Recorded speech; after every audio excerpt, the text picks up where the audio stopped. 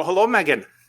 Hello. Megan, for those that haven't come across you online, tell us your name and what's going on hot right now. Why are we talking today? I am Dr. Megan, the Prednisone Pharmacist online. What really caught my eye about you, and we just did a show on niching down last week, is to see that you have attacked prednisone, one product, one website, one very small niche out of the vast pharmacy. Yeah. And I know you have a story to go along with why you picked prednisone. But what I'm really interested in, because this is the Business of Pharmacy podcast, we have no room here for empathy or sympathy. It's all numbers. You're not going to get me feeling sorry for you. What I want to get into is there's other pharmacists listening that are saying, yeah, I did that, and I was on, Accutane as a kid, or I was on inhalers, or I was on this. And so I'm really curious about your story. About you narrowed that down to one, and you had to both make a product and then market it. This all started somewhere, though. This is your chance to get us to cry, but we're business people here. This is the chance to cry. I had been inhaling all of this online and innovation information that was coming through the world 2.5 years ago. I had been following a few pharmacists that I loved, like Blair Thielemeyer, and I'd been watching her summit every year, and it had given me so many ideas. And then I'd been listening to this other podcast called Choose FI. It's about financial independence. And they had talked about niching and choosing what you can do to help people and starting a website. And so I had all of these ideas swirling around, and I had no idea what to do. How long had you been out of pharmacy at the time? I graduated 11 years ago. So that was nine years out of pharmacy school. So 2-3 years ago, you start getting more interested in some of the online talking about entrepreneurship? Yeah. Just for kicks? Or did you always think you were going to do something online? What flipped the switch? Being a third generation pharmacist, my grandpa started the family pharmacy 65 years ago. My dad's been doing it. So I come from a long line of entrepreneurs, just trying to find ways to innovate and help people. And I worked in the pharmacy for 10 years, but I live 300 miles away. So that wasn't an option to continue working there. First, we moved to New York City for my husband's graduate degree. And then we moved 300 miles away from where my family's been for the last 65 years. 300 miles away. The pharmacy's in Salt Lake City. What did your husband study at New York? He's a lawyer, and he was getting a graduate degree in law. Oh, those lawyers. We don't talk too kindly of them here. I know. No, really. They can... Just last show, the problem with lawyers is you unless you're in a certain kind of law, you either are or have the potential always for conflict. Yes. It's always the 50-50 kind of thing. Where in pharmacy or medicine, if everything goes right, you can all be on the same. Everyone wins, right? Theory. And I was just saying last week that nobody really has any pharmacy jokes. True. There's plenty of attorney jokes. That's right. There are tons of them, and he fits a lot of those molds, but he doesn't fit a lot of the other ones. All right, so you moved 300 miles away for his work, I'm going to guess, or not? Okay. So we could be not enough going on where you were, or did you want to get away too? Oh, he's from here, so we got closer to his side of the family. Oh, okay, gotcha. You got closer to his side of the family. Yep. Okay. So when you graduated, you were never really part then of the family business because you moved. You were always gone from there. Yeah, and right after graduation, I actually got a job for a managed care company, and so I started an MTM program for that managed care insurance company, and I had tons of fun doing that. Like I was working from home, helping people, innovating, and that was 5 years of Fortune 200 company fun. And then they stole my job and all sorts of misery.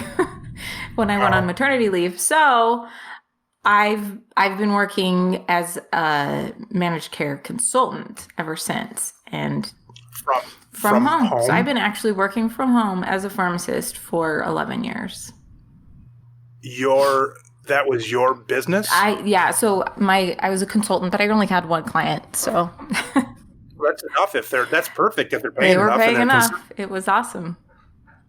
Was it a doctor's office or something? Or? So it was another insurance company, and I was doing the prior authorizations and appeals, and just from my own computer, anywhere I needed internet access. Most of it just on screen. You weren't doing any video stuff then, or doing stop screen stuff. All right, so you're at home. Yep.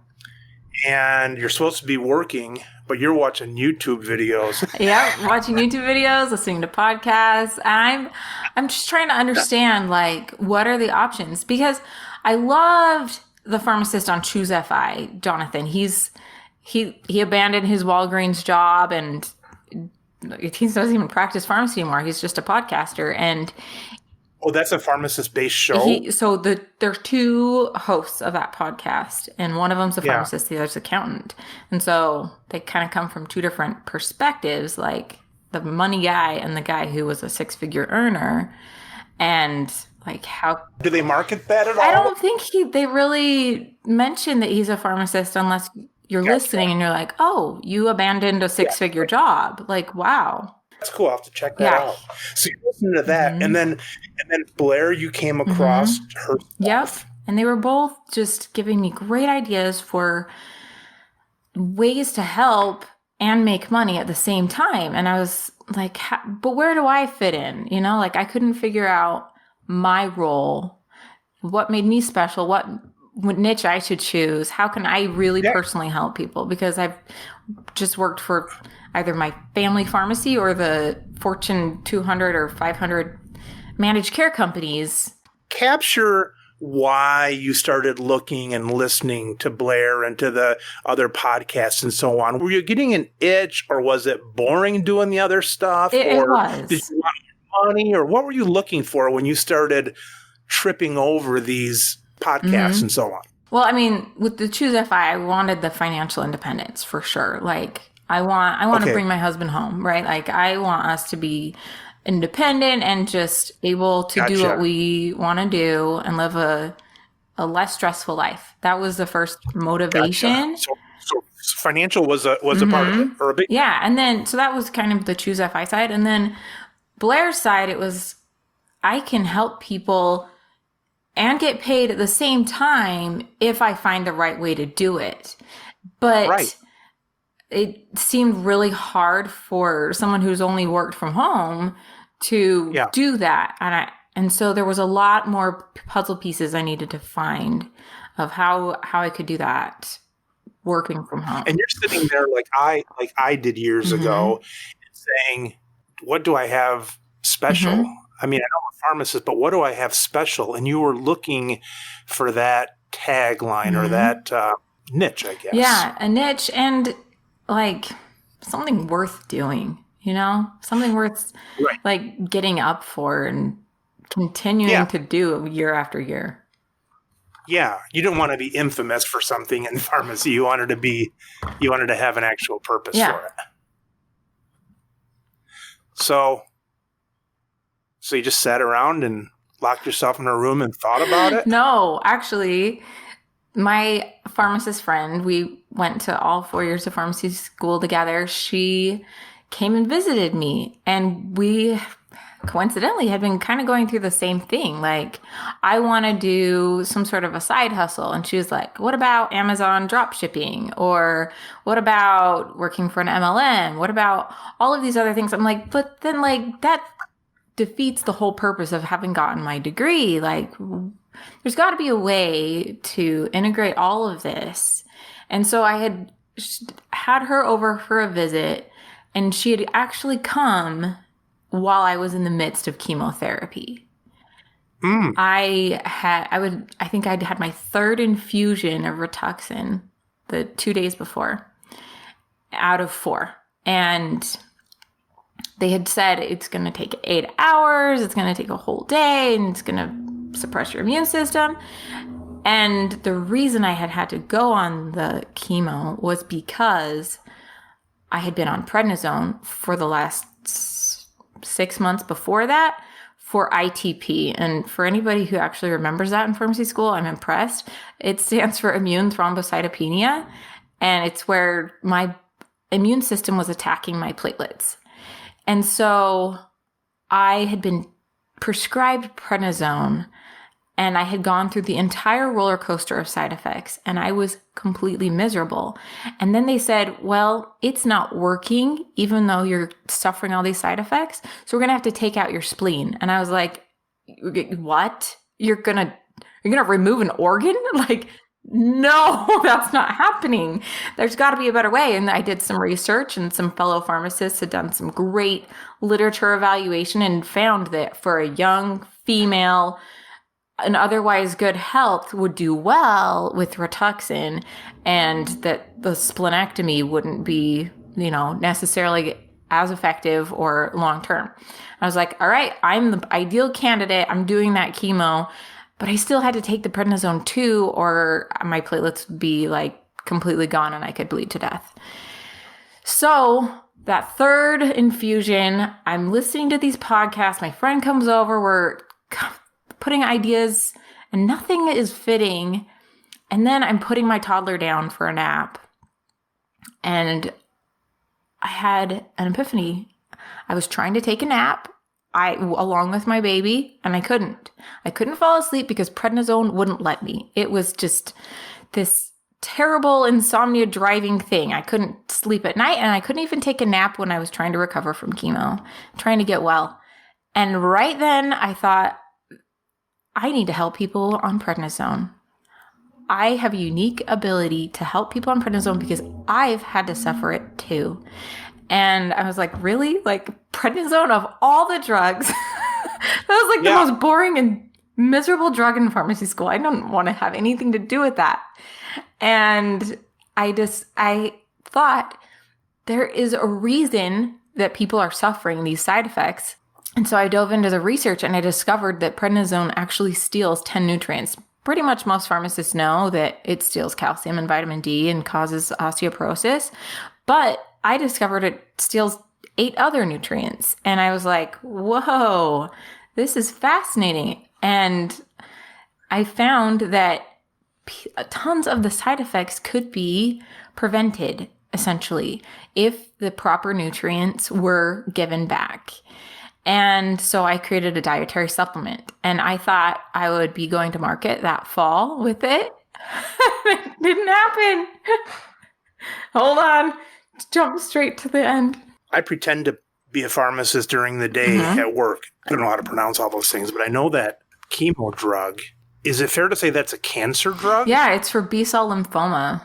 Why did they use it in your case? Because nobody really knows how ITP happens. It's something to do with the immune system, but one of the likely reasons has to do with the B cells and the mechanism of action of Rituxan. And so... You had too many platelets or not enough? I had almost 0. You're supposed to have 150 to 400. And the first time they caught it, I was at 12, and they sent me to the emergency room, and I was down to 3.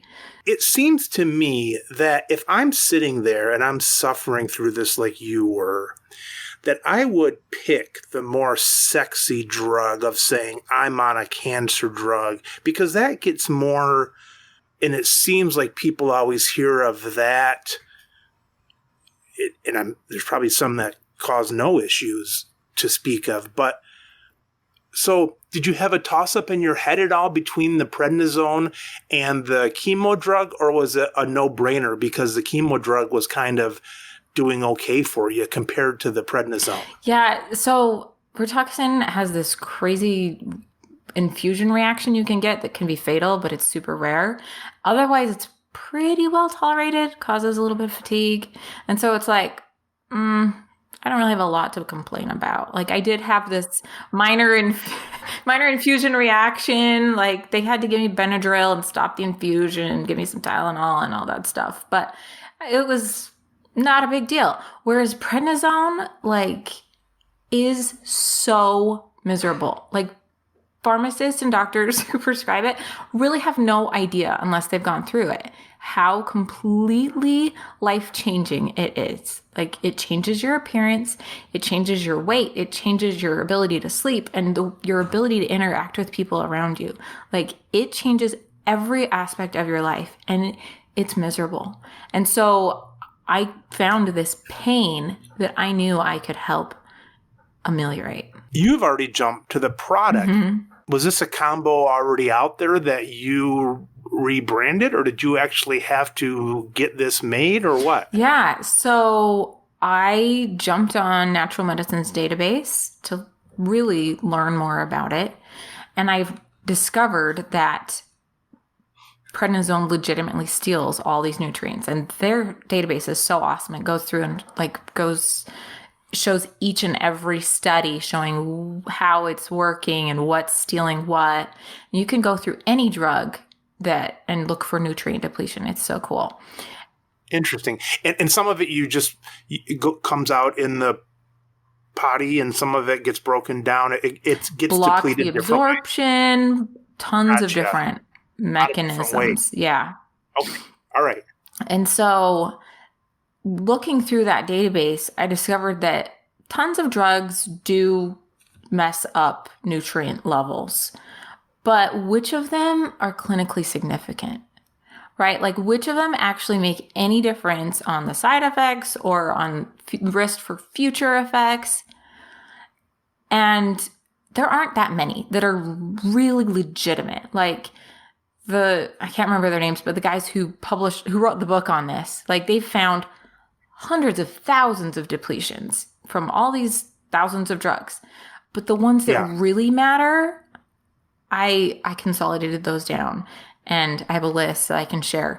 But one of the most, I personally think the worst drug at depleting is prednisone. Interesting.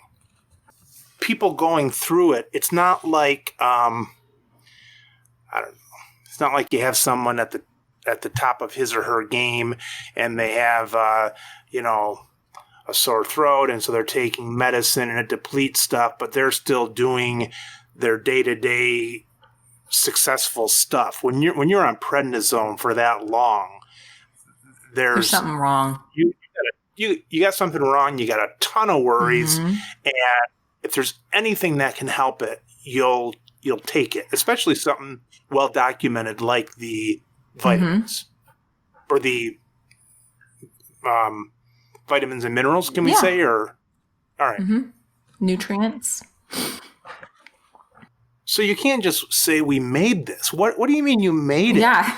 So that I thought was going to be this really quick, like, I send a list of ingredients and turn around and it'll just appear. I'll just have this bottle in front of me and there it is.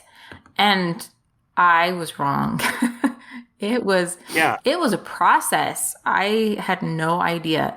Another influencer on my thinking was Tim Ferriss and his 4-hour work week. And one of the things he had done was create a dietary supplement, and he made it sound so easy. And marketing it is just pay-per-click, you're set. And it's not like that. Maybe it was when he did it back 10, 12 years ago. Yeah. It's a different world now. Right. And so I had to do a lot more than I ever anticipated. I really thought that it would be this quick process and I would have a product and I'd be selling it and ta-da. But from the day I had my epiphany, it was exactly 1 year for product development until I had bottle in hand. It was, and I've been a project manager, like at that Fortune 200 company. That was my job. I was the program manager. Like, I created that program from scratch. Like, I've done this. I knew what I was doing, right? And it took a year. Megan, I don't know a damn thing about this, but I want to guess. I want to guess at something, okay? And tell me how far I'm off. You decided what you wanted to go into this, and you go online, and there's a company that you say, I want to get this drug with these ingredients, this many milligrams of each ingredient, and here's my list of 9 things, and I'm gonna click how many I want. I'm gonna design the label on there, and you're gonna give me back whatever 100 or whatever, or even like the Amazon print as you go kind of thing. And you're going to give me back this bottle that's got these 9 ingredients in here. Is that even close? Yeah, that's a pretty good summary of the process. And I thought that process could go really fast. It seems that way. It seems like you're just going up to McDonald's and saying, give me... Just order it and it'll show up. No. Where am I off there, Megan? Because that was a guess. Where am I off as far as, are there companies like that? And yeah, so there are custom manufacturers for dietary supplements. There are white label people. So if you have something you're like, I just want some calcium and vitamin D, they can smack your label on it and say, pharmacist recommended or whatever, Jones Pharmacy, whatever you want to call it, your own label. You can do that. That's super easy, the white labeling. Yeah. But the custom contract manufacturing, I thought would be just, here's a list of ingredients, here's what I want, and make it. But I didn't like dietary supplements. I didn't believe in them. I had come from a very skeptical doctor of pharmacy program where we had a really good herbal program. Like the professor was amazing, but all the other professors were like, dietary supplements are just trash. Like you might as well just throw the money down the toilet. And so I wanted something that was good. Like I didn't want just to trust any company that they were going to actually put what I wanted in there, and that the ingredients that they did use were of any quality. So I had to vet a lot of manufacturers, and that took a long time to get interviews with them, to find just people who had all the capabilities I needed. Like I wanted them to be FDA registered and all of these different criteria. And it was hard to find that information until I made an appointment with them and waited 2 weeks for them to be available. And just all of that took months. Were these phone appointments or in person? I did some visits to the manufacturers, but mostly it was over the phone to begin with. And then, and I had narrowed it down to my top 2. I wanted to visit them. And were they from China? No. So that was one of the things is I wanted I wanted an American company. Yeah.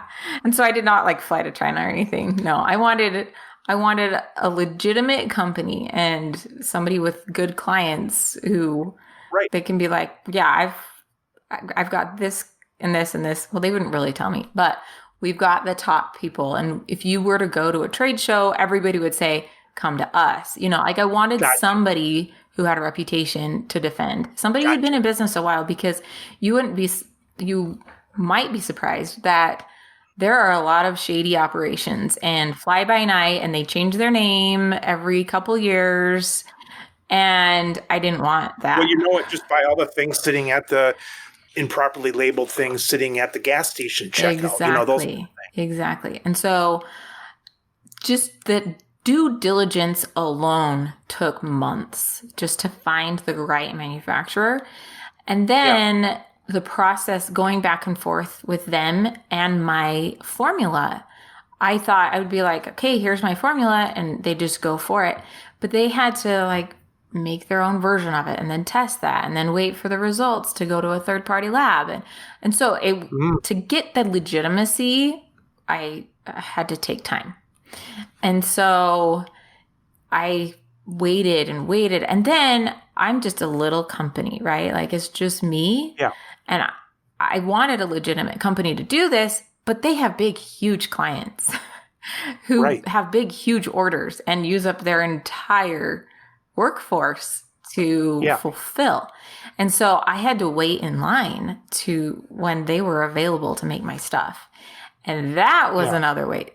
But before that was getting the materials. So then they had to order each and every ingredient and then test every single ingredient and make sure they were all, sanitary and actually legitimately what they really were. And that process was months. And so my contact from the time I contacted them until the time I got my bottle was, July to April. Like, that's how long it took. That probably seems like a long time to you, but that doesn't seem that long to me. That's a lot of stuff going on there. It is a lot, and it was busy. I know that, Megan, during this time, somewhere you or before this time, you had to decide, a few things. One is, did you have any proof of concept this was going to go? And then you had to do all your legal stuff, which I'm sure that jokester of a husband. No. Exactly. It was convenient. Convenient to be married to a lawyer. You had the attorney, and you had the trademark of the name, and you had the design, and you had how you're going to distribute and all that stuff. How did that all happen before you decided on the product, or did you kind of do that by hoping this was going to work and then did that later? Where does all that stuff fit into with the manufacturer? Ordering? Yeah, that's the hard part, is to get a trademark, to get a patent, to all of those things. You can't tell anyone about it. Right. And so I couldn't. And what's Nutrinize is the name of my company, and then my product for people on prednisone is called Zone. Zone. Nutrinize. I'm looking at it. Nutrinize and then Zone. Okay. All right. And then you had to trademark that and do all that. So I'm sorry, I cut you off then. So how did you know that? I mean, did you have a business plan, I guess, even? And I know a lot of us pharmacists don't do that because we're not turning it into a lot of bank and all this, or the banks know like kind of who you are and stuff like that. But did you have to show at least your husband? Right. That's a really good question. So luckily, when I was in pharmacy school, I was in the NCPA, the National Community Pharmacists Association, and I participated in the business plan competition. So I'd done that a few times, and I thought I knew what I was doing, when it came to starting a business. And so I understood the business, like the financial and how to create a business plan kind of thing from that experience.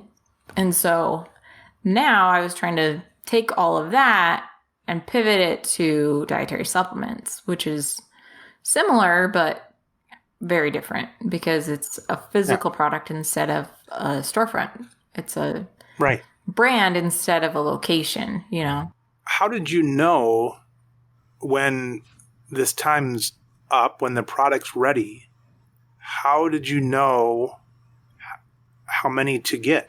So I wanted to do a really soft launch. I wanted to launch with a small quantity so that I could test it. I didn't want to invest a ton of money, but in order to get the chemicals here, all those ingredients, in order to manufacture it, there's a minimum order quantity.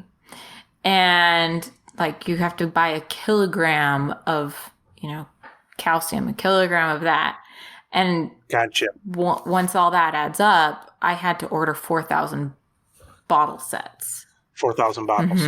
And so I know you have two different products. Those come in different bottles, right? Yeah, there's the morning and the bedtime. Morning and bedtime. So do you have 2,000 of each? 4,000 of each. And they come together as a set. Oh, they come in a... Gotcha. Gotcha. All right. So I don't know. I'd be excited, but also really, really nervous to have those arrive at my house as from UPS or whatever. I didn't have them sent to my house, though. Thankfully, I only had one box sent to my house. They have amazing technology to do shipping, and so I had it sent to a fulfillment warehouse in Texas. Separate from that company? Yeah. I wanted like a turnkey solution that would do it all for me, but there isn't really one. Like they kind of have friends that they're like, hey, you should try them, but there's not really a, here, you want to start a supplement and we'll ship it for you. So you were doing similar to what your friends had suggested of doing a drop ship thing through Amazon and Alibaba and those kind of things. But you decided not to go with Amazon for this fulfillment. You use this other place. Exactly. Why don't you use Amazon? I am still trying to decide whether to go into Amazon with my product, but they are notorious for like stealing ideas and pricing probably pricing to the bottom and things like that. Right. And so if you have a great product, you'll have it for a few years and then they might just take your idea and make their own version of it.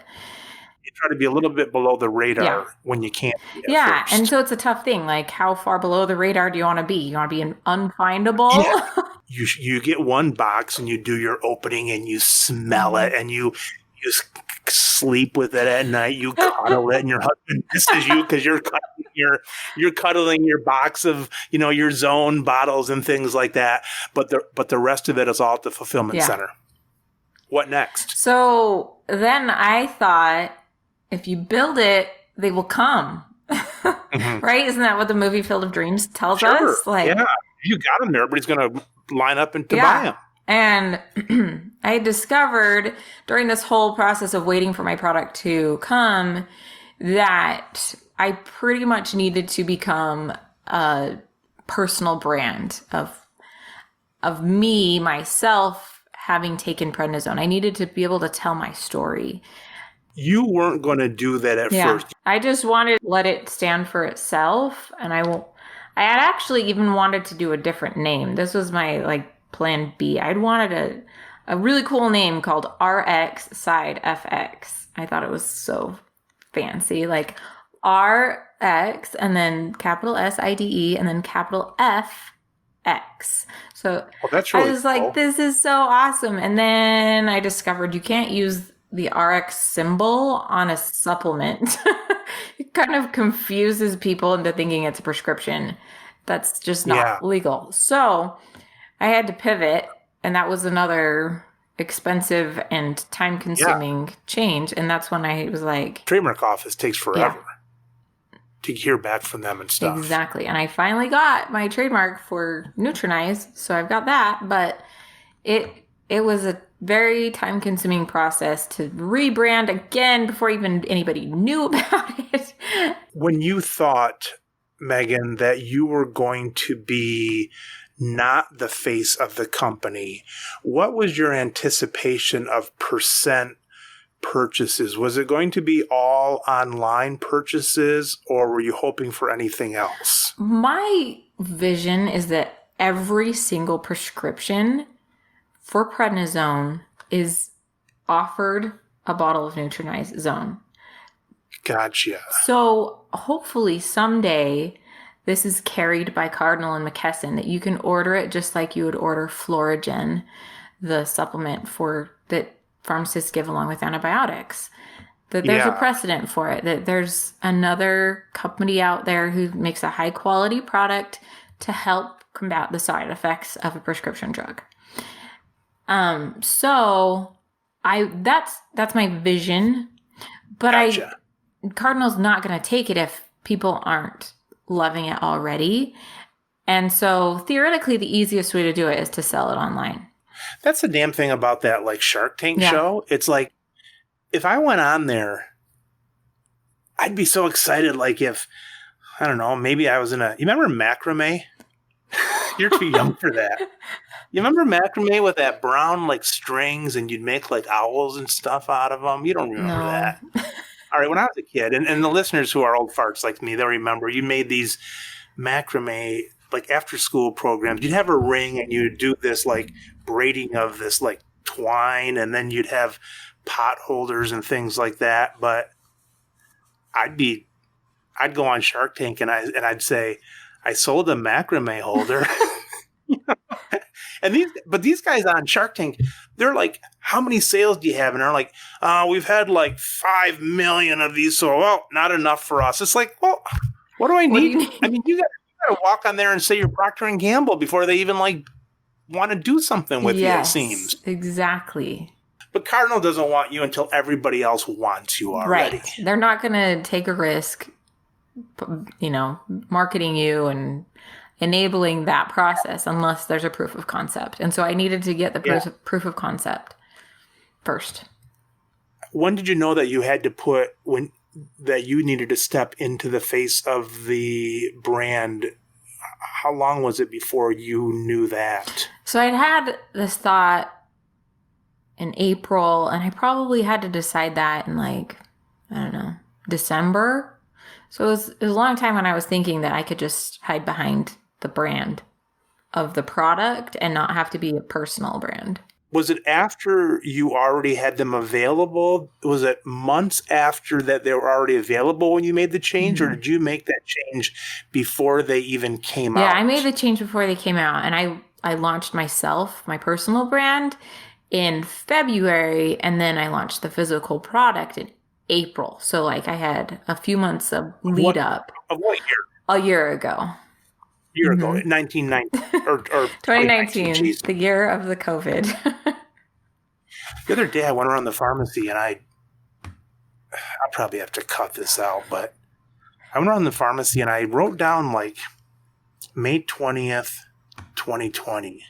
And I spent about 5 minutes marching around the pharmacy, said how cool this was that the date was 2020, 2020. It wasn't. It was 5/20/20. And I went around the pharmacy and said how cool this is. You'll never have another date like this for another, century in a month or whatever. And it's it wasn't until 3 hours later, I'm like, it's not 2020, 2020. It's 5/20/20. There's no such thing as 2020, 2020. That's right.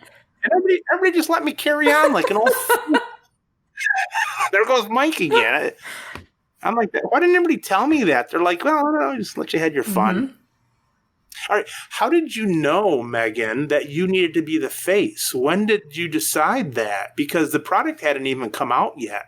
So when did you know that you had to do that? Were you doing some testing and something wasn't going how you wanted it, or what? So I had started this thinking I understood what the process would be, like how to get the physical product and then how to sell it.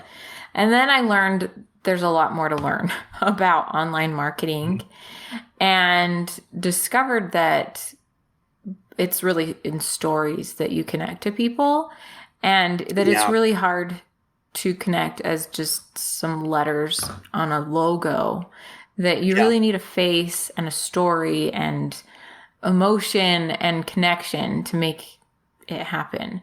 And so that's what I'd learned over those months. I'd been listening to more podcasts and more online trainings. And so it wasn't learning from experience. It was truly learning. Mm-hmm. People were saying, to do your best product, here's probably what you want to do. Exactly. And so I had to become Dr. Megan, the Prednisone Pharmacist. I didn't want to call myself doctor. I didn't want to have anybody see my face. I didn't want anything. I wanted to just be my private self. And you don't like any of that. I love attention, but I love giving continuing education presentations. I love that. That's so much fun to me, giving doing public speaking. Easy for you. Clearly I'm really good at it. But what's the difference though between getting up in front of a crowd and having your name somewhere else? Why is that different if you like attention, which I certainly do?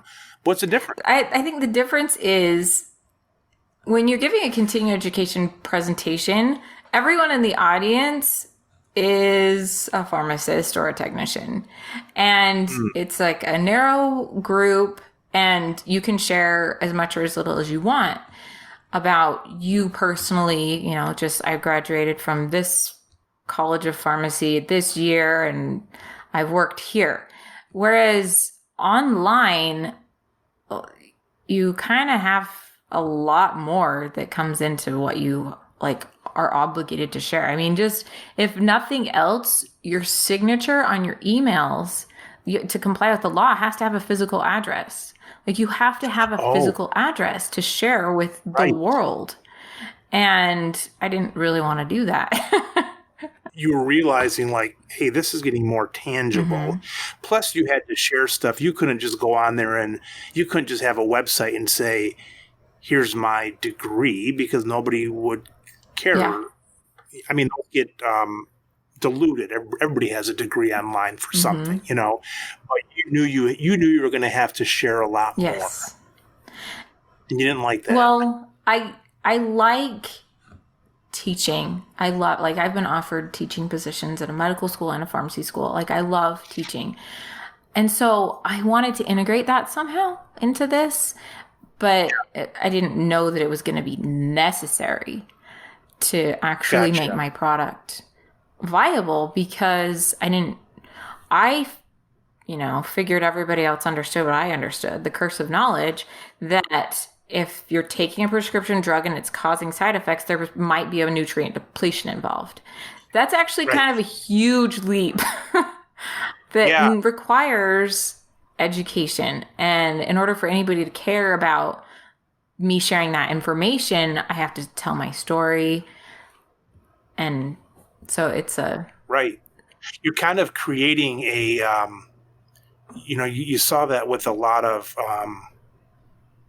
companies over the years, like Viagra had to almost not invent the ED market, but at least invent people being open enough to talk about it. But you see it with a lot of other things where, like toenail problems or something, or the new one, like every few months online, we models on Instagram? I always mess that up. No.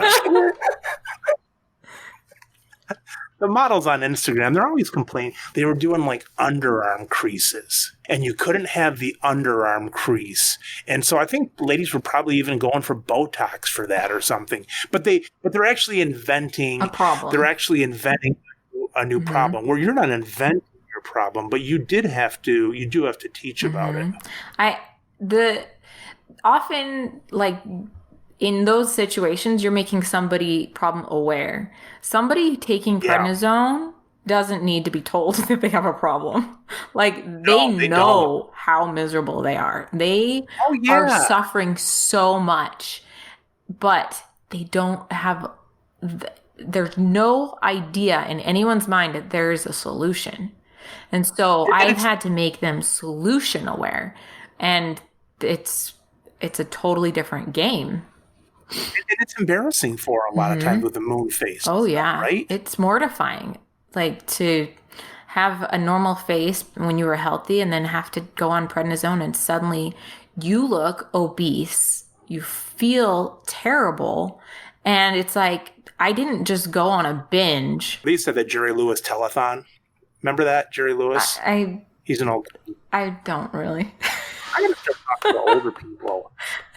You young people are no fun. Now, Jerry Lewis was this old comedian with Dean Martin, and he had the Jerry Lewis telethon. It was on every Memorial Day. But one year he came, he just had this... His face was as round as a basketball. It's really common. And, people Google prednisone side effects. People Google prednisone. Like, there's this huge lack of information online about prednisone, because there's no big drug company who's got this huge marketing budget and this huge education budget that's filling that gap. And what's weird about prednisone is it's not like it treats one condition, where, like, levothyroxine, it's one of the top drugs in the world. It treats one condition. Like, you need a thyroid replacement. And so you can just target people with a thyroid problem, like Isabella Wentz, the thyroid pharmacist, does. Whereas prednisone can be prescribed by any specialist or general doctor, and it can be prescribed for almost any condition. And so there's no, like, simple way of finding the people on prednisone, because it can be any person, but they're all suffering. 70% of people on prednisone gain weight. And feel terrible about it. And nobody warns them. I'm in this support group for people on prednisone.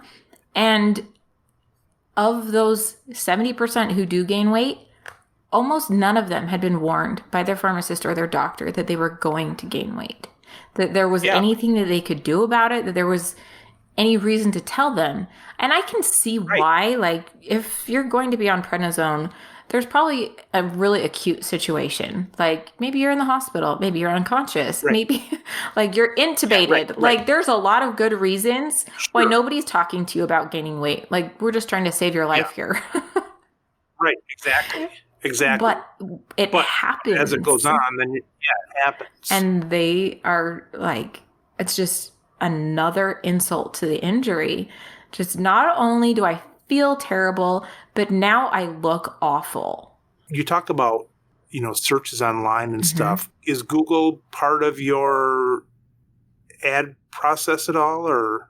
I did Google ads pretty in depth for a little while, but it was another humongous hurdle because you can't market anything with the prescription drug's name in it unless you are a manufacturer of a drug. I know we had to, as a pharmacy, we could not mention prescription or drug or anything unless we had bought, I think it's through the NCPA now or something, or maybe through the NCPDP or something, but unless we bought a .pharmacy domain name, which we don't use, but we own K.pharmacy,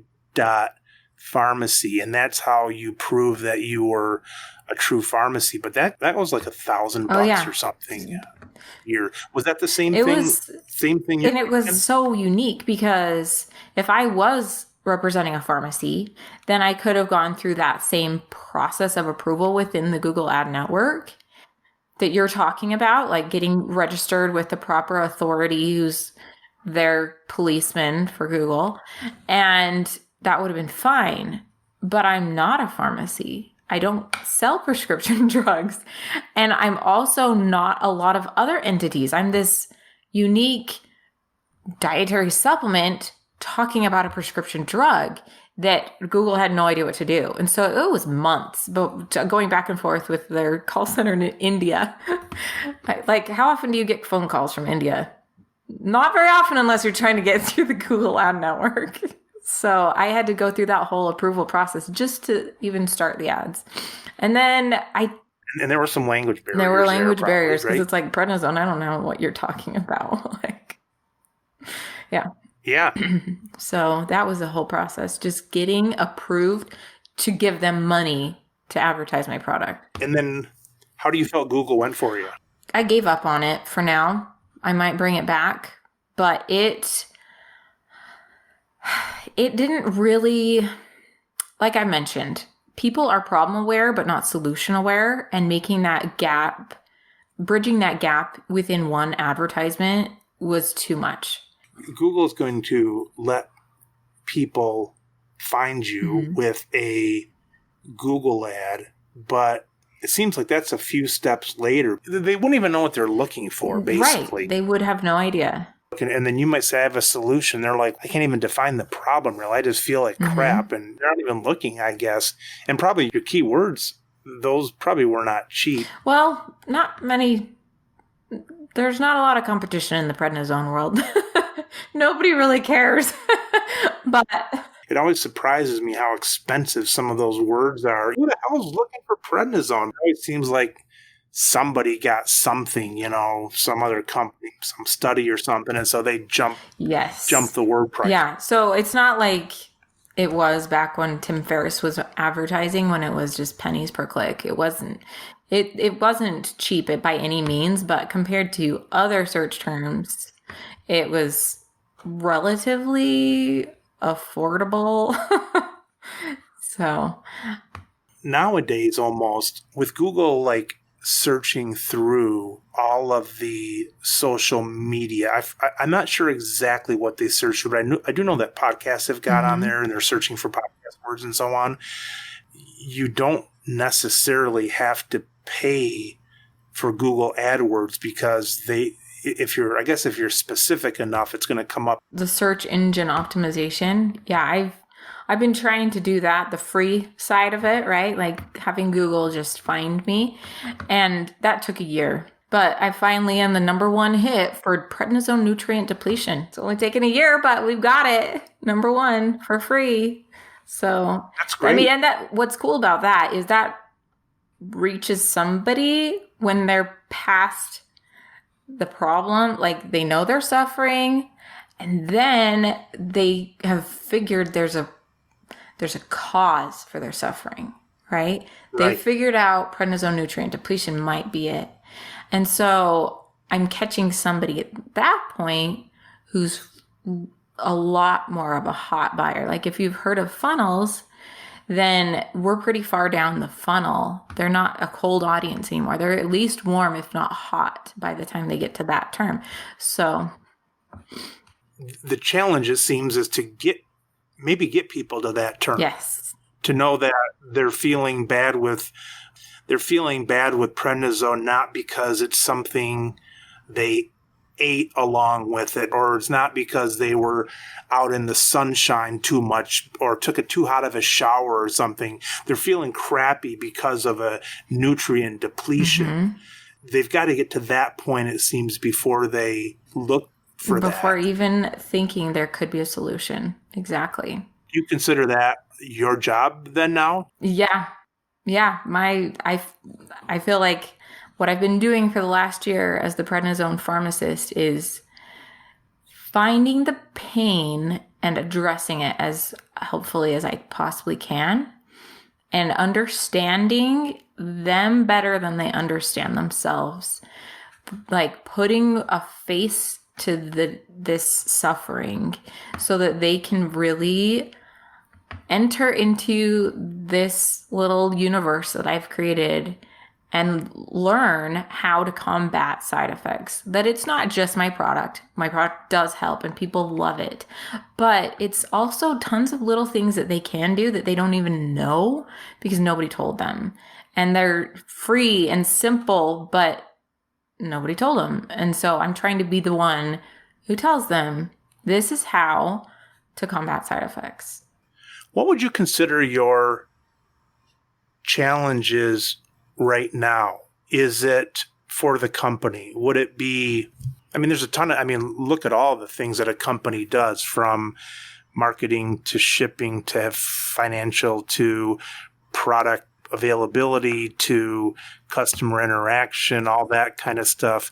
What do you think about the most? In my mind, I come from a marketing background, so I'm always thinking marketing, but what other struggles are you thinking about and so on? Yeah, so marketing is definitely huge.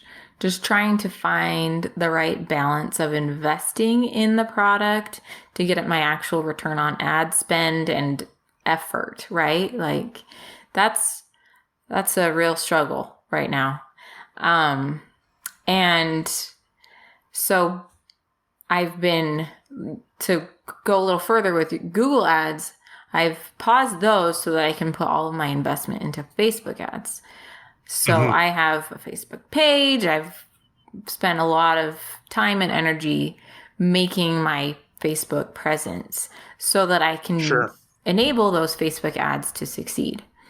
And so that is trying to find the right ad, trying to find the right message to go with that ad, trying to connect with people and make that jump from problem aware to solution aware to buying.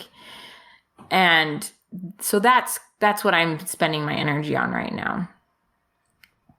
Are you able to, in Facebook, and I know they've changed some of this stuff, but it used to be that you could market people that are fans of this page, or you could market people that have been to a certain website. It seems like there used to be even more, and now it seems the more I go back to look, even though Facebook has more minutia of divisions, it seems like the divisions I'm looking for aren't always there. It's really the old standbys of hobbies and interests and age and renter or homeowner or degrees and things like that. Are you able to find a decent connection with your product? And what are those if you found them? Yeah, so that has been one of the biggest struggles because it's incredibly creepy how much Facebook knows about us. Like they track 52,000 points of data on every single user and they pixel you. I had no idea what pixeling was, but if you go to a website that has a Facebook pixel installed, they track you and then they know that you visited that website and then they can serve you ads to that product or whatever it is. And so there's a huge level of creepiness involved. And so I do have a pixel on my website so that I can retarget these people on Facebook. But I think what you're also asking is what other points of data am I targeting? Yeah, they probably don't have people on there that say they're a fan of Prednisone. Right? Yeah, what other groups are there that, besides just tracking if they've been to your site? There are about 100,000 people in Facebook's support groups for prednisone. It's really kind of insane that people are that problem aware. They need a support group. And so asthma, allergies, and prednisone or prednisone support or other disease specific, but all anybody talks about is prednisone. And so there are groups, but you can't target groups, like members of groups with ads. That's that crosses the level of creepiness, right? You see them, but that's not one of the ad availability sections kind of thing. And so there are strategies to getting people within those groups paying attention and things like that. But then there are pages where you can get information of guests Dr. Josh Axe has 3 million people who like his page. If they like his page, they're kind of my target person because they understand the need for proper nutrients. That his big deal is food is medicine. And so that person who already has that belief, that mindset, and if they're also taking prednisone, they're my person, right? That's my ideal customer avatar. And so I've been able to target people like Josh Axe and other disease, wellness, health sort of pages. I can say if a person likes that, serve the ad to them. Yeah, and I think you can do maybe employers and things like that, but you're not going to get that defined, I guess. How much time, Megan, are you doing with the stuff that we talked about that you've been doing on your own? How much are you doing of that still? So with the coronavirus, if anybody wants a prior authorization, they kind of have to go to a doctor's office.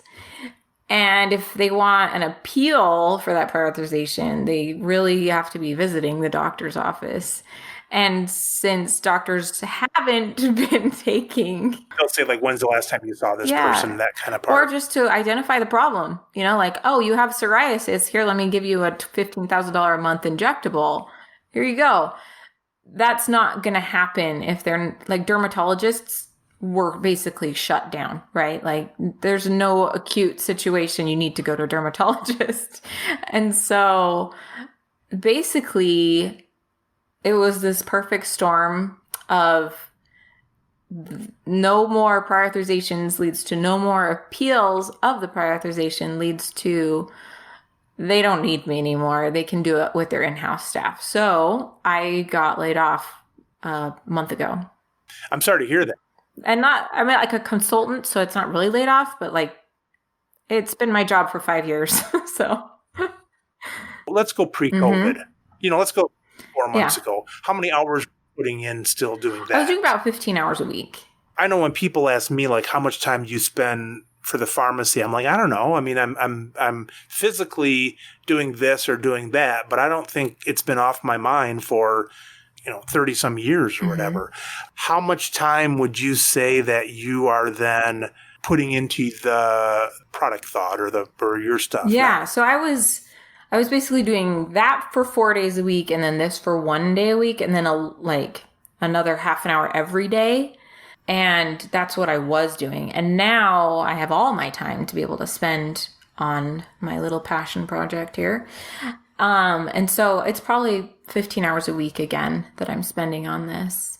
How would you grade things maybe compared to where you thought they would be or whatever? I thought I would have sold out of everything by now. I thought I would have been having to struggle with reordering at this point.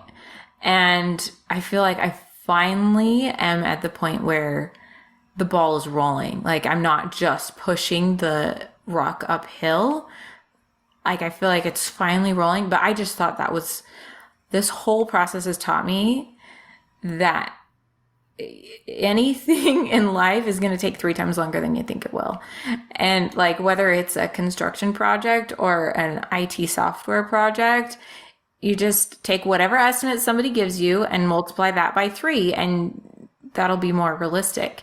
And so I thought I could get my product really fast. It took at least 3 times longer than I thought. I thought I could, be like really having a huge uptake of my product.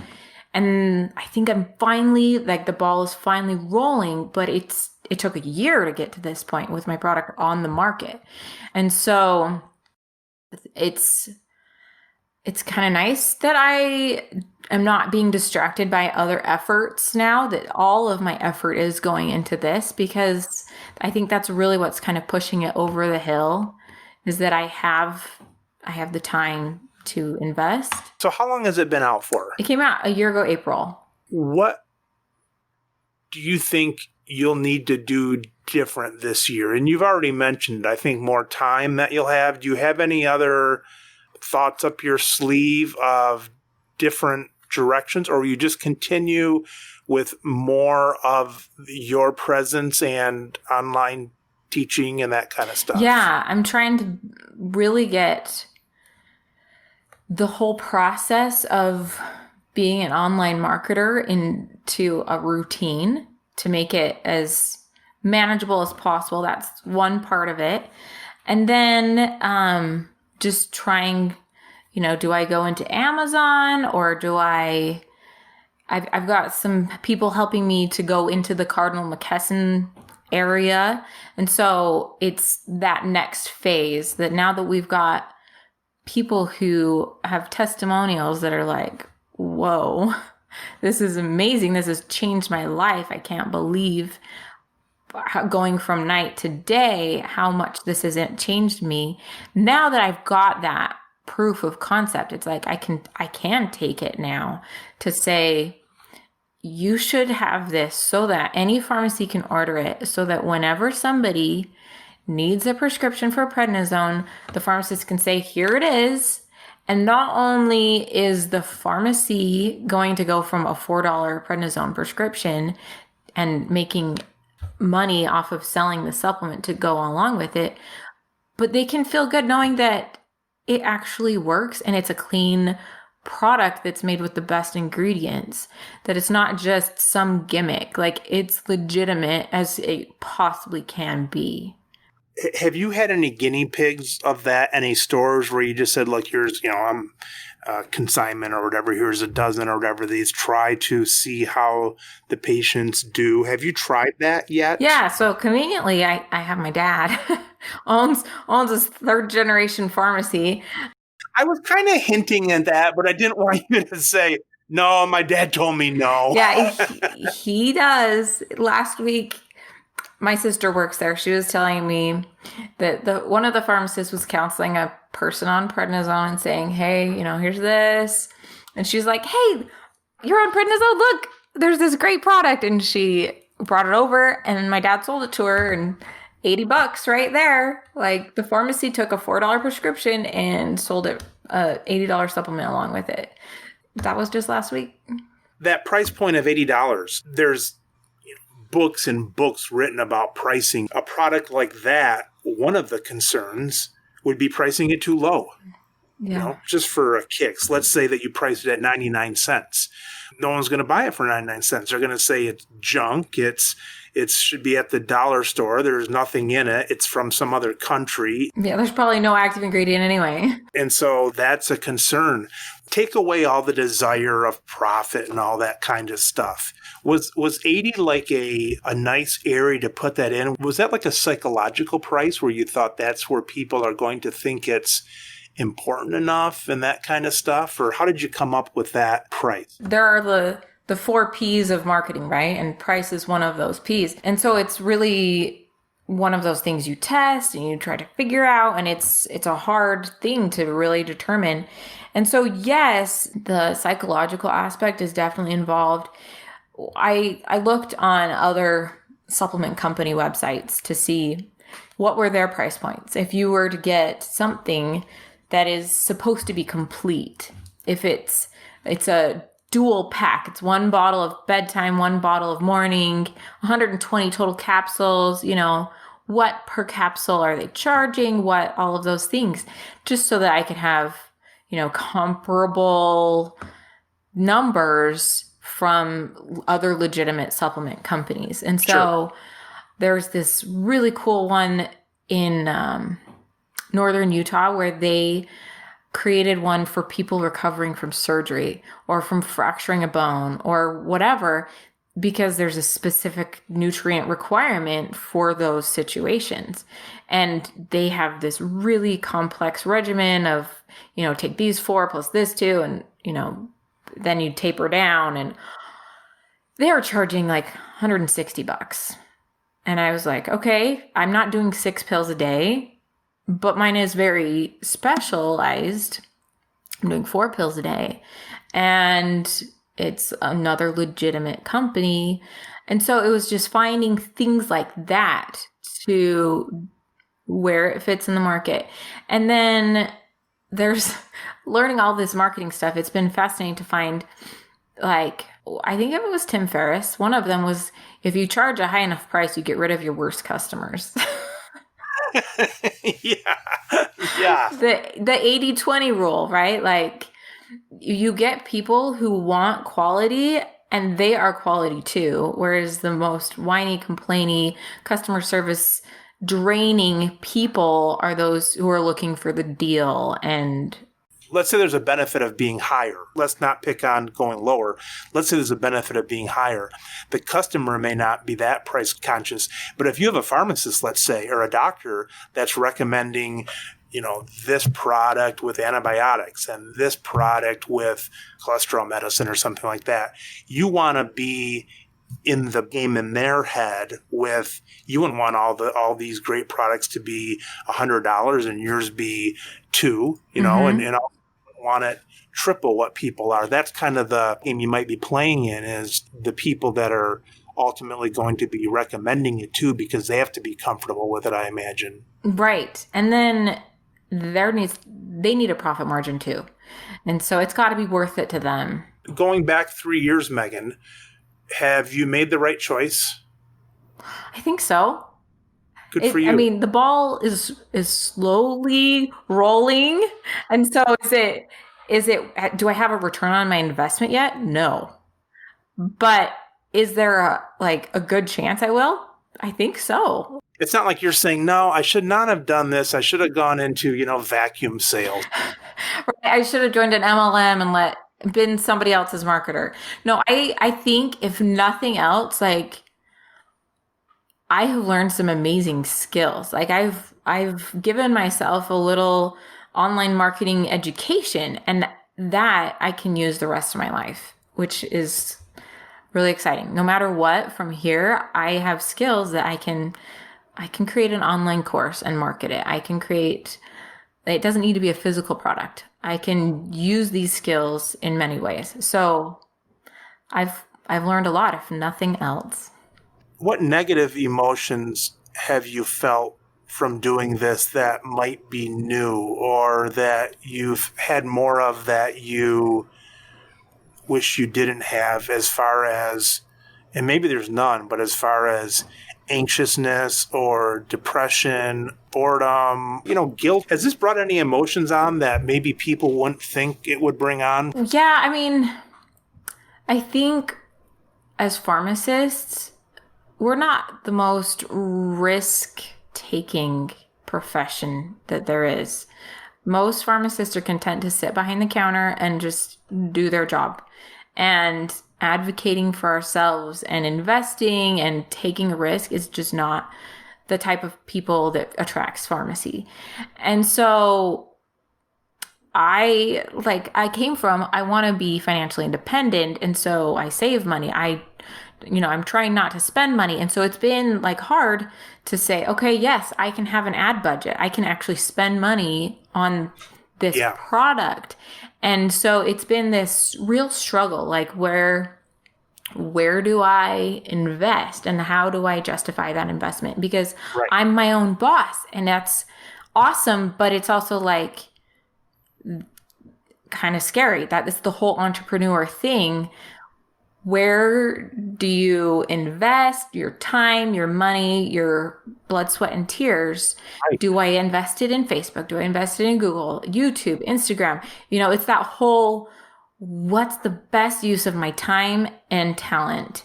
Yeah. And so that has just been, it's always been, I think, a struggle to find the focus of where do I invest? Yeah. Because I could go any direction. I could go 100% Instagram. I could go 100% Facebook, or I can dilute myself into a little bit of all of them. And it's hard to find where exactly I should focus. There's this author I like, David Allen. He talks about, he wrote a book, Getting Things Done. And I love David Allen. Do you love David Allen? Uh-huh. The GTD method. Yeah. He's great. I just love listening to him. He's so calming and stuff. He's got a great TED Talk. And I mentioned it before in the show, but he was on his sailboat with his soon-to-be wife, I guess, or maybe wife, and the winds had come up or something, and the boat was rocking at 2 a.m, and he comes up, and he's trying to save the boat, save his life and all that, and he looked up at the moon, and he said it was the most peaceful time he really ever remembers. And I think the gist of it was that he knew that at that point in time, that's exactly where he was supposed to be. Even though it was really tough, he knew that was exactly where it was supposed to be. And I think you see that in other places, but I know that women certainly can have postpartum depression, but in the midst of screaming babies and diapers, they often find their purpose there.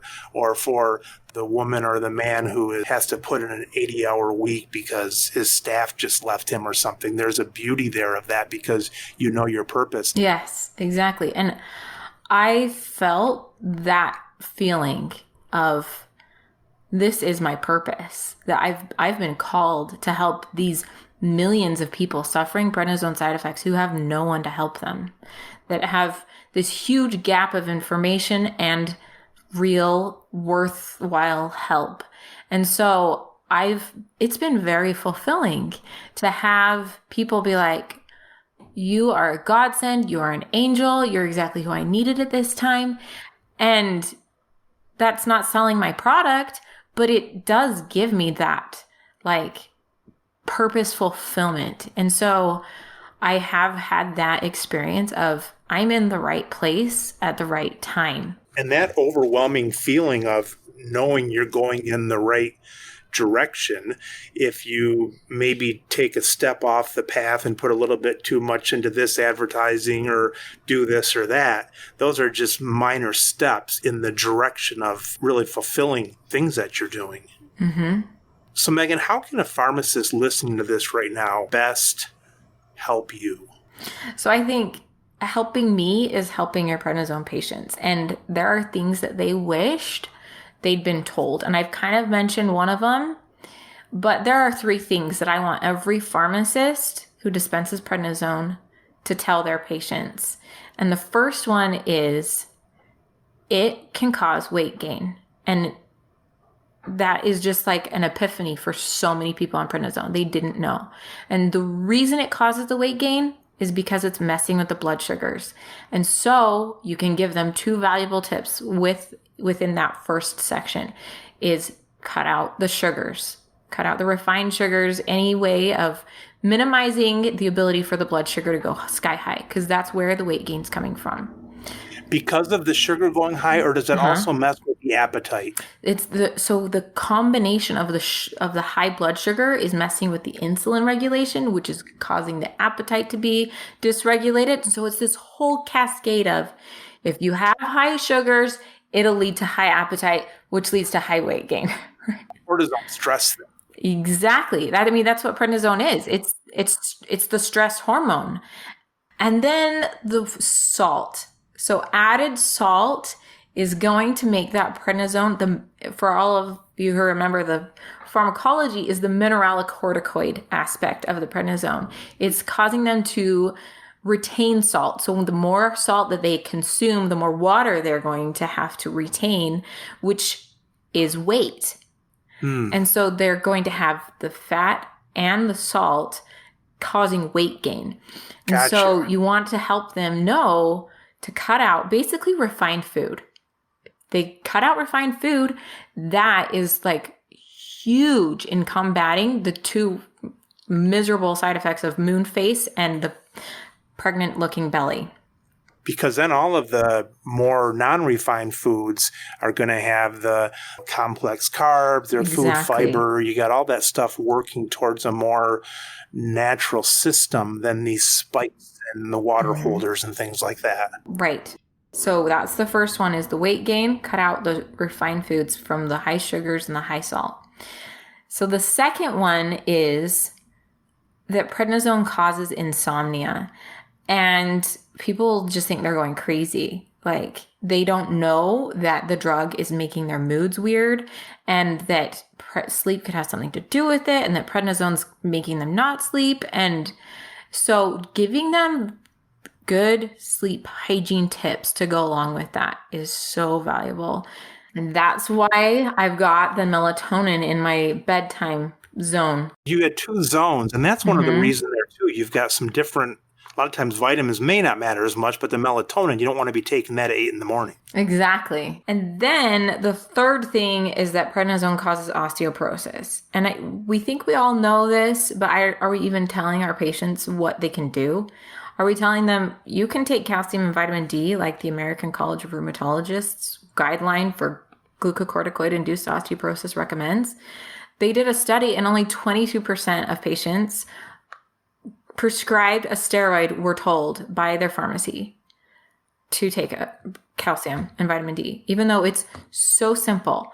And I mean, I'm sure you have calcium and vitamin D in your pharmacy that you can recommend. And one of the amazing things that I wanted to share is about funnels and about upsells and downsells, and how there's online funnels that, you can go through this funnel where they're like, are you sure you don't want that? Okay, I don't. But here's another option. And that's 10 times the price of whatever the last thing was. And it's related. And then you're like, no, I don't want that. And they're like, okay, how about this? And it's half the price of the original thing. And those are upsells and downsells. The same thing can happen in the pharmacy, where you can say, you're on prednisone, you're struggling, here, you're going to need this. And you can point at the higher thing, my product, Nutrinized Zone.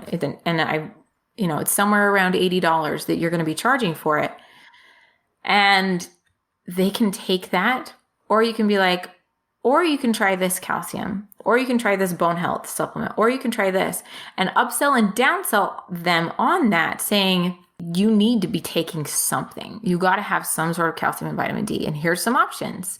And your options can be as great as this one, or it can be as simple as this one. But no matter what, as your pharmacist, I need you to be taking calcium and vitamin D, because we do not want you coming back here for a prescription bone resorption helper like Boniva or Fosamax. Like, we want to keep you away from that. We want to keep your bones as strong as possible while you're taking prednisone. And so get them on the calcium, however you get them on it, using an upsell and a downsell strategy. And that way, you're not only taking your $4 prednisone prescription, but you are helping them in those 3 ways, and you're making a profit. That's fascinating stuff, that upsell and downsell. A couple months ago, I heard that, like, when they're pricing 3 items too, like the middle item is really the one they wanted to sell, and they put that just a little bit from the top one, but they make the lowest one ridiculously expensive, ounce for ounce, and blah, blah, blah. And it kind of sucks that pharmacists haven't done much of that just because they feel like they've been slapped around by the insurances that doesn't matter what you want to sell something for. Here's the price you're going to get. Doesn't matter what you bought it for. We're going to pay you this. I mean, it's been talked a lot by the smart people and the right people, but it's neat that that's still around. And it's cool to know that it's valid. I mean, just the melatonin, and that's valid, and along with the vitamins. And even as a pharmacist, you're not sure who to trust, but sitting here talking to you, Megan, for this time, I think I should get a bottle of it just in case I ever go on prednisone. Seriously, I had somebody buy it last week who's not even ever taken a steroid, but she's like, I have such high stress. I think I need it just because I have high cortisol. I'm like, okay. Here you go. How do you expand from here if you ever decide to? Would you consider being another pharmacist? Like, I thought I might be the butter pecan pharmacist.